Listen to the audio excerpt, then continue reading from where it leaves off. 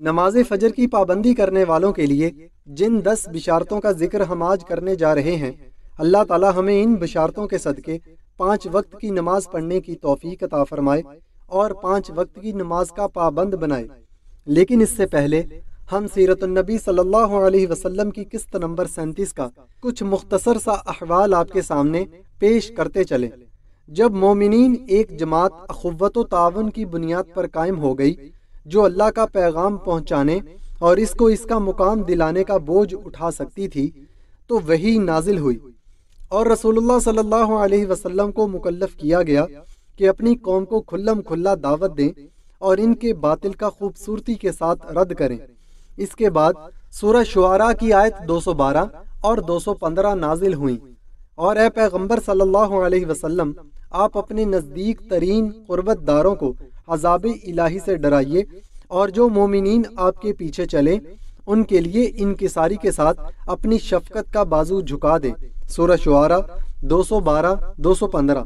ان آیات کے نازل ہونے کے بعد آپ صلی اللہ علیہ وسلم نے حضرت علی رضی اللہ تعالی عنہ کو بلا کر کہا، اللہ تعالیٰ نے مجھے حکم دیا ہے کہ میں اپنے قریب ترین رشتہ داروں کے سامنے اپنی دعوت پیش کروں، اس لیے ایک دعوت کا اہتمام کرو اور بنی عبد المطلب کو اس میں شرکت کے لیے بلاوا بھیجو۔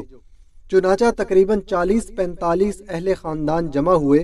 بعد طعام ابو لہب نے بات لپک لی اور بولا، دیکھو یہ تمہارے چچا اور چچیرے بھائی ہیں، بات کرو لیکن نادانی چھوڑو، اور یہ سمجھ لو کہ تمہارا خاندان سارے عرب سے مقابلے کی تاب نہیں رکھتا، اور میں سب سے زیادہ حقدار ہوں کہ تمہیں پکڑ لوں، پس تمہارے لیے تمہارے باپ کا خانوادہ ہی کافی ہے، اور اگر تم اپنی بات پر قائم رہے تو یہ بہت آسان ہوگا کہ قریش کے سارے قبائل تم پر ٹوٹ پڑیں اور بقیہ عرب بھی ان کی مدد کریں، پھر میں نہیں جانتا کہ کوئی شخص اپنے باپ کے خانوادے کے لیے تم سے بڑھ کر شر اور تباہی کا باعث ہوگا۔ اس پر حضور صلی اللہ علیہ وسلم نے خاموشی اختیار کر لی اور اس مجلس میں کوئی گفتگو نہ کی۔ ابو لہب کے کہنے پر سب لوگ آپ صلی اللہ علیہ وسلم کی بات سنے بغیر ہی منتشر ہو گئے۔ چنانچہ دوسرے دن پھر ضیافت کی گئی۔ کھانے کے بعد حضور صلی اللہ علیہ وسلم نے خطاب فرمایا، اے بنی عبد المطلب، مجھے کسی ایسے عرب جوان کا علم نہیں جو اپنی قوم کے لیے میری لائی ہوئی دعوت سے بہتر دعوت لایا ہو۔ یہ دین حق کی دعوت ہے، ساری حمد اللہ کے لیے ہے، میں اس کی حمد کرتا ہوں اور اس سے مدد چاہتا ہوں، اس پر ایمان رکھتا ہوں، اسی پر بھروسہ کرتا ہوں، اور یہ گواہی دیتا ہوں کہ اللہ کے سوا کوئی لائق عبادت نہیں، وہ تنہا ہے، اس کا کوئی شریک نہیں۔ پھر آپ نے فرمایا، رہنما اپنے گھر کے لوگوں سے جھوٹ نہیں بول سکتا، اس اللہ کی قسم جس کے سوا کوئی معبود نہیں، میں تمہاری طرف خصوصاً اور لوگوں کی طرف عموماً اللہ کا رسول فرستادہ ہوں۔ واللہ تم لوگ اسی طرح موت سے دوچار ہوگے جیسے سو جاتے ہو، اور اسی طرح اٹھائے جاؤ گے جیسے سو کر جاگتے ہو، پھر جو کچھ تم کرتے ہو اس کا تم سے حساب لیا جائے گا۔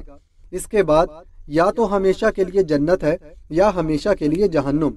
اس پر حضرت ابو طالب نے کہا، نہ پوچھو، ہمیں تمہاری معاونت کس قدر پسند ہے، تمہاری نصیحت کس قدر قابل قبول ہے، اور ہم تمہاری بات کس قدر سچی جانتے اور مانتے ہیں، اور یہ تمہارے والد کا خانوادہ جمع ہے اور میں بھی ان کا ایک فرد ہوں۔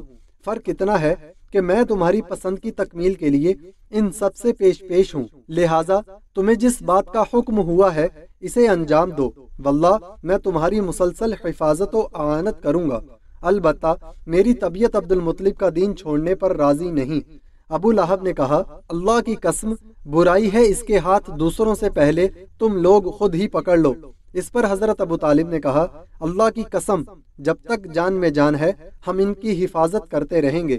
دفعتاً حضرت علی رضی اللہ تعالی عنہ نے اٹھ کر کہا، گو مجھ کو آشوب چشم ہے، گو میری ٹانگیں پتلی ہیں اور میں سب سے نو عمر ہوں، تاہم میں آپ صلی اللہ علیہ وسلم کا ساتھ دوں گا۔ طبری جلد نمبر 3۔ اس کے بعد سورہ حجر کی آیت 92 کے ذریعے اعلانیہ تبلیغ کا حکم نازل ہوا۔ پس آپ صلی اللہ علیہ وسلم اس حکم کو جو آپ صلی اللہ علیہ وسلم کو کیا جا رہا ہے کھول کر سنا دیجئے اور مشرکوں سے منہ پھیر لیجئے۔ ناظرین گرامی، سیرت النبی صلی اللہ علیہ وسلم کی قسط نمبر 37 کا اختتام ہوا چاہتا ہے، تو چلیے چلتے ہیں آج کے اپنے موضوع کی طرف۔ نماز فجر کی پابندی کرنے والوں کے لیے 10 بشارتیں۔ پہلی بشارت، بروز قیامت اسے مکمل نور حاصل ہوگا۔ پیارے رسول اللہ صلی اللہ علیہ وسلم فرماتے ہیں، تاریکیوں میں پیدل چل کر مسجد جانے والوں کو قیامت کے دن مکمل نور کی بشارت دے دو۔ دوسری بشارت، فجر کی سنت موقدہ دنیا و مافیہ سے افضل اور بہتر ہے، تو پھر فجر کی فرض نماز کی کیا فضیلت ہوگی۔ پیارے رسول اللہ صلی اللہ علیہ وسلم فرماتے ہیں، فجر کی دونوں رکعتیں یعنی سنت دنیا و مافیہ سے بہتر ہے۔ تیسری بشارت، مسجد کی طرف زیادہ قدم چل کر آنے سے زیادہ نیکیوں کا حصول۔ پیارے رسول اللہ صلی اللہ علیہ وسلم فرماتے ہیں، جو بندہ اپنے گھر سے مسجد کے لیے نکلتا ہے تو اس کے ہر ایک قدم پر 10 نیکیاں لکھی جاتی ہیں، اور مسجد میں بیٹھ کر نماز کا انتظار کرنے والا گویا مسلسل نماز پڑھ رہا ہوتا ہے، یہاں تک کہ وہ اپنے اپنے گھر کو لوٹ جائے۔ چوتھی بشارت، نماز فجر میں فرشتے حاضر ہوتے ہیں۔ ارشاد باری تعالیٰ ہے، نماز کو قائم کریں آفتاب کے ڈھلنے سے لے کر رات کی تاریکی تک، اور فجر کا قرآن پڑھنا بھی یقیناً فجر کے وقت کا قرآن پڑھنا حاضر کیا گیا ہے۔ پانچویں بشارت، جہنم سے نجات۔ پیارے رسول صلی اللہ علیہ وسلم فرماتے ہیں، وہ شخص ہرگز جہنم میں نہیں جائے گا جو طلوع آفتاب سے پہلے اور غروب آفتاب سے پہلے نماز پڑھے، یعنی فجر اور عصر کی نماز۔ چھٹی بشارت، اللہ تعالیٰ کا دیدار۔ جریر بن عبداللہ رضی اللہ تعالیٰ عنہ فرماتے ہیں، ہم نبی کریم صلی اللہ علیہ وسلم کی خدمت میں حاضر تھے۔ آپ صلی اللہ علیہ وسلم نے چاند کی طرف نظر اٹھائی جو 14ویں رات کا تھا، پھر فرمایا کہ تم لوگ بے ٹوک اپنے رب کو اسی طرح دیکھو گے جیسے اس چاند کو دیکھ رہے ہو، اسے دیکھنے میں تم کو کسی قسم کی بھی مزاحمت نہ ہوگی، یا یہ فرمایا کہ تمہیں اس کے دیدار میں متعلق شبہ نہ ہوگا۔ اس لیے اگر تم سے سورج کے طلوع اور غروب سے پہلے فجر اور عصر کی نمازوں کے پڑھنے میں کوتاہی نہ ہو سکے تو ایسا ضرور کرو۔ ساتویں بشارت، پوری رات تہجد کا ثواب۔ پیارے رسول صلی اللہ علیہ وسلم فرماتے ہیں، جس نے عشاء کی نماز باجماعت ادا کی تو گویا اس نے آدھی رات قیام کیا، اور جس نے صبح کی نماز باجماعت ادا کی تو گویا اس نے پوری رات تہجد پڑھی۔ آٹھویں بشارت، فرشتوں کی دعا۔ پیارے رسول صلی اللہ علیہ وسلم فرماتے ہیں، جو شخص نماز فجر پڑھنے کے بعد اپنی جائے نماز پر بیٹھا رہے تو فرشتے اس کے لیے دعا کرتے ہیں، اور فرشتوں کی دعا یہ ہوتی ہے، اے اللہ اس بندے کی مغفرت فرما، اے اللہ اس بندے پر رحم فرما۔ نویں بشارت، مکمل حج اور عمرے کا ثواب۔ پیارے رسول صلی اللہ علیہ وسلم فرماتے ہیں، جو شخص فجر کی نماز باجماعت ادا کرنے کے بعد طلوع آفتاب تک بیٹھ کر اللہ کا ذکر و اذکار کرتا رہے، پھر 2 رکعت نماز ادا کرے تو اسے پورا حج اور عمرے کا ثواب حاصل ہوگا۔ 10ویں بشارت، نماز فجر آفتاب و مصائب سے حفاظت کی ضامن ہے۔ پیارے رسول صلی اللہ علیہ وسلم فرماتے ہیں، جو صبح کی نماز ادا کرے تو وہ اللہ کی حفظ و امان میں آ جاتا ہے۔ ناظرین گرامی، میری آپ سے ایک دعا کے لیے مودبانہ گزارش ہے کہ ہمارے ایک پیارے بھائی جن کا نام محمد سلیم ہے، وہ بلڈ کینسر کی بیماری کا شکار ہو چکے ہیں۔ میری آپ سے درخواست ہے کہ آپ ان کے لیے ڈھیروں دعائیں کریں تاکہ اللہ پاک ان کو جلد صحت یاب کرے۔